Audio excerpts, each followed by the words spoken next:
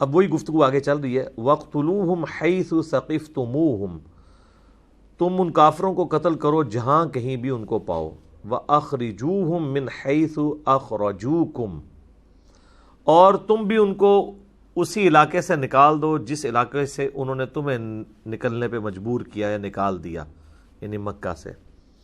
وَالْفِتْنَةُ أَشَدُّ مِنَ الْقَتْلِ، اور فتنہ کرنا، کسی کی زندگی یقیناً بنا دینا، اس کو آزمائش میں ڈال دینا، یہ بڑا جرم ہے قتل کرنے سے۔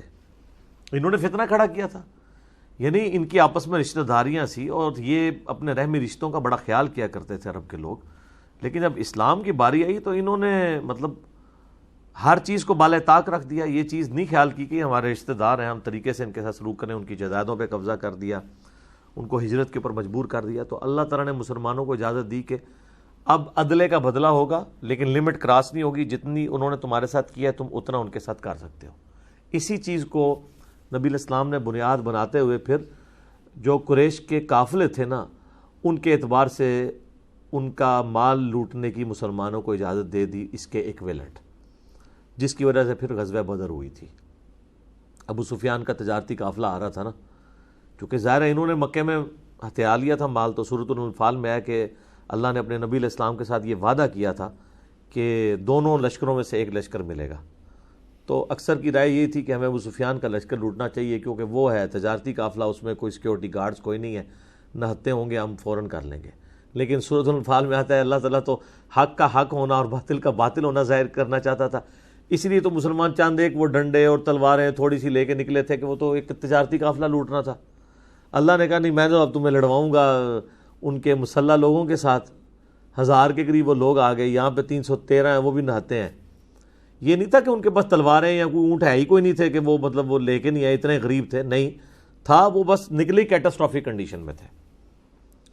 تو تبھی اللہ تعالیٰ کی قدرت کا اظہار ہونا تھا نا کہ نہتے لوگوں سے آرمڈ 1000 لوگ وہ مروا دیے جائیں، وہ عربی جو جنگجو مشہور تھے۔ تو پھر مسلمانوں کی داغ بیٹھ گئی۔ ان آیات کو لوگ آؤٹ آف کانٹیکسٹ بھی کوٹ کرتے ہیں کہ جی یہ کہتے ہیں دیکھیں جی قرآن میں لکھا ہوا ہے کہ جہاں بھی قاتل یعنی اس کو کافر کو پاؤ نہ قتل کر دو۔ تو یہ صرف اس آیت کو اس طرح نہیں لینا ہے، یہ کن کافروں کی بات ہو رہی ہے؟ جو مکے کے وہ کافر جنہوں نے مسلمانوں کے ساتھ یہ نہیں ہے کہ آج مسلمان جہاں بھی کوئی کافر دیکھیں گے تو اس کو قتل کر دیں گے، یہ اس طرح نہیں ہے۔ اور اللہ تعالیٰ ہمارے جو فتنہ انگیزی ہے نا جو انہوں نے مچائی ہے، یعنی زمین کے اندر انہوں نے فساد فی الارض جو کر دیا ہے، یہ بڑا جرم ہے کافروں کا۔ تو اس سے یہ بات پتہ چلی کہ بڑے جرم کو مٹانے کے لیے کبھی کبھار قتال کرنا پڑتا ہے۔ جیسے آپ نے اگر کسی کے اپینڈکس ریموو کرنا ہے تو آپ کو نشتر چلانا پڑے گا، کیونکہ آپ بڑی کاز کے لیے کر رہے ہیں۔ نشتر چلنے سے تو اس سے تھوڑی تکلیف ہوگی، اتنا حصہ جلد کا کٹ جائے گا، بعد میں ریکور ہو جائے گا، لیکن اگر اپینڈکس اندر پھٹ گیا تو بندہ ہی فارغ۔ تو ایک شخص جو جان سے جا رہا ہے اس کو بچانے کے لیے اگر اس کا آپریشن کر لیا جائے، بائی پاس کر لیا جائے یا کوئی اور، تو یہ چیز اس کے لیے سود مند ہے۔ یہاں پہ بھی اللہ تعالیٰ ہمارا کہ فتنے کو مٹانے کے لیے قتال کرنا ضروری ہے۔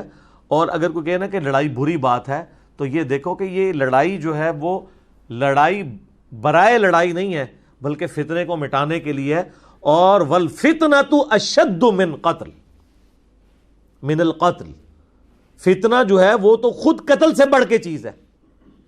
تو فتنے کو مٹانے کے لیے چھوٹی چیز کرنا لاجیکلی صحیح ہے، سمجھ رہی بات کی؟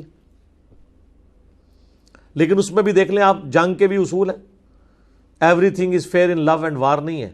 وَلَا تُقَاتِلُوهُمْ عِنْدَ الْمَسْجِدِ الْحَرَامِ، اور دیکھنا مسجد حرام کے پاس قتال نہیں کرنا، وہ حرمت والی جگہ ہے، وہ مکے کی سرزمین ہے، وہاں حرمت والے مہینوں میں تو ویسے ہی جنگ منع تھی، عام حالت میں بھی مکے کے اندر آپ یہ کام نہیں کر سکتے۔ حَتَّى يُقَاتِلُوكُمْ فِي، ہاں اگر حرم کا وہی خیال کرنا چھوڑ دیں اور وہ تمہارے ساتھ قتال کے اوپر اتر آئیں، تم سے جنگ کے اوپر آمادہ ہو جائیں، پھر تمہیں اجازت ہے، پھر تم کعبے میں بھی قتال کر سکتے ہو۔ پھر یہ نہیں ہوگا کہ بھی کعبے کی حرمت کا خیال رکھنا ہے، پھر تو کعبے کی عمر سے بڑھ کے مسلمان کی جان کی حرمت ہے نا، اس کی جان بچانا ضروری ہے نا، مسلمان کی جان کی حرمت اس سے بڑھ کے ہے، کیونکہ وہ جامعہ ترمذی میں، سنن ابن ماجہ میں حدیث ہے، نبی صلی اللہ علیہ وآلہ وسلم نے فرمایا کہ اے کعبہ، تیری خوشبو بڑی اچھی ہے. اس کی مرفوع روایت بھی ہے, موقوف روایت زیادہ مضبوط ہے, لیکن اللہ کے نزدیک ایک مومن کی دل کی حرمت یا مومن کی جان کی حرمت کعبے سے بھی بڑھ کر ہے. تو اگر کعبے میں کسی مومن کو قتل کیا جاتا ہے, اس کے ساتھ زیادتی کی جاتی ہے, تو پھر تمہیں اجازت ہے کہ تم قتال کر سکتے ہو. فَإِن قَاتَلُوكُمْ فَاقْتُلُوهُمْ, اگر وہ تم سے لڑے حرم میں بھی, تم بھی ان سے لڑو. كَذَلِكَ جَزَاءُ الْكَافِرِينَ, یہی بدلہ ہے ایسے کافروں کا.